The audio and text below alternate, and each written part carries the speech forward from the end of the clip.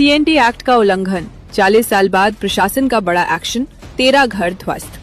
झारखंड में जमीन को लेकर विवाद कोई नई बात नहीं है, लेकिन रांची के मधुकम इलाके में जो हुआ, मधुकम में करीब 40 साल से बसे 13 घरों पर प्रशासन ने बुलडोजर चलाकर उन्हें ध्वस्त कर दिया। चंद घंटों में लोगों के आशियाने मलबे में तब्दील हो गए। ये कार्रवाई सीएनटी एक्ट यानी छोटा नागपुर काश्तकारी अधिनियम के उल्लंघन को लेकर की गई है। सीएनटी एक्ट को आदिवासियों की जमीन की सुरक्षा के लिए सबसे मजबूत कानून माना जाता है, लेकिन इसी कानून के तहत अब 13 घरों को तोड़कर जमीन को खाली कराया गया। मामला रांची के खादगड़ा मधुकम क्षेत्र का है। आरोप है कि यहाँ सीएनटी एक्ट की धारा 46 का उल्लंघन कर गैर आदिवासियों ने आदिवासी जमीन की खरीद बिक्री की थी।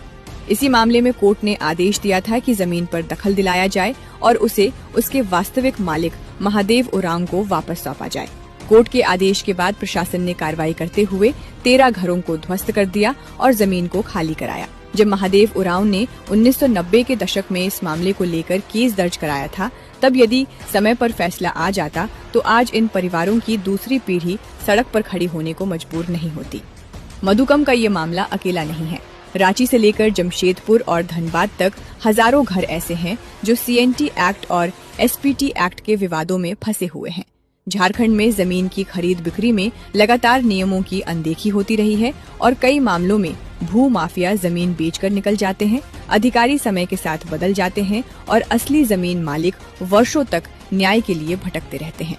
स्थानीय लोगों का कहना है कि ये सिर्फ एक कानूनी कार्रवाई नहीं बल्कि सिस्टम की विफलता भी है, क्योंकि जब मामले दशकों तक कोर्ट में लटके रहते हैं तब आम लोगों की जिंदगी उजड़ जाती है।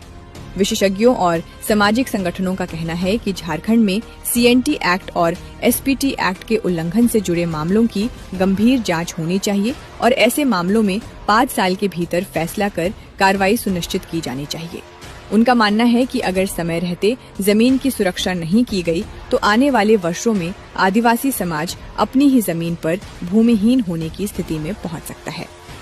गैर आदिवासी लोगों के लिए ये मामला एक बड़ी चेतावनी भी है कि जमीन खरीदने से पहले सीएनटी और एसपीटी एक्ट के नियमों के तहत पूरी कानूनी जांच जरूर कर ले, क्योंकि कई बार जमीन दलाल और भू माफिया गलत तरीके से जमीन बेचकर निकल जाते हैं और बाद में कोर्ट के आदेश पर प्रशासन कार्रवाई करता है, जिसका खामियाजा जमीन खरीदने वाले परिवारों को भुगतना पड़ता है। ऐसे मामलों में वर्षों बाद भी घर उजड़ सकता है और व्यक्ति को भारी नुकसान झेलना पड़ सकता है।